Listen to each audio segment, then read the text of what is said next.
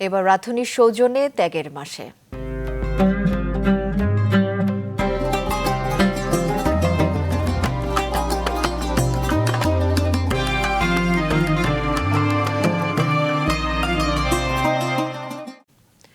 একশো ১৮ বছর ধরে পথশ্রান্ত মুসাফিরদের বিনামূল্যে সেবা দিয়ে আসছে নওগাঁর পোরশা মুসাফিরখানা। রমজান মাস জুড়ে থাকে ইফতার ও সেহরির ব্যবস্থা। নওগাঁ সংবাদদাতার পাঠানো তথ্য ছবিতে ডেস্ক রিপোর্ট।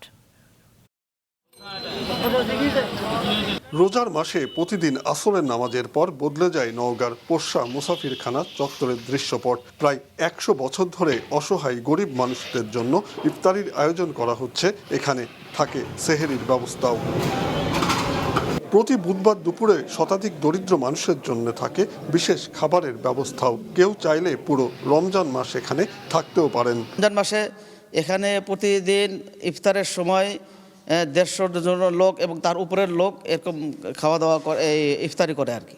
সেহরি, ইফতারি, আগের রাতে, পাশের রাতে, 3 রাতে এখানে খাওয়া দেয়।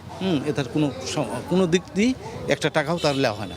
ইফতারের বিভিন্ন আইটেম থাকে, যেমন বুট, মুড়ি, খেজুর, তারপরে জিলাপি, অমৃত, গজা, এই চমচম, হয়তো কোনোদিন কালোজাম দেওয়া হলো।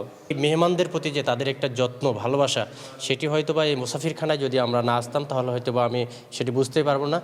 ১৯০৮ সালে জমিদার খাদেম মোহাম্মদ শাহ প্রতিষ্ঠিত এ মুসাফিরখানায় টানা ৩ দিন বিনা খরচায় থাকা খাওয়ার সুযোগ পান দুস্থ, অভাবী ও দীর্ঘ পথ পাড়ি দিয়ে আসা মুসাফিররা। দান করা ৮০ বিঘা জমির উপর নির্মিত মার্কেটের আয়, বর্গা জমির ফসল এবং স্থানীয়দের সহায়তায় চলে যাবতীয় খরচ। উৎপল মির্জা, মাছরাঙা নিউজ ডেস্ক।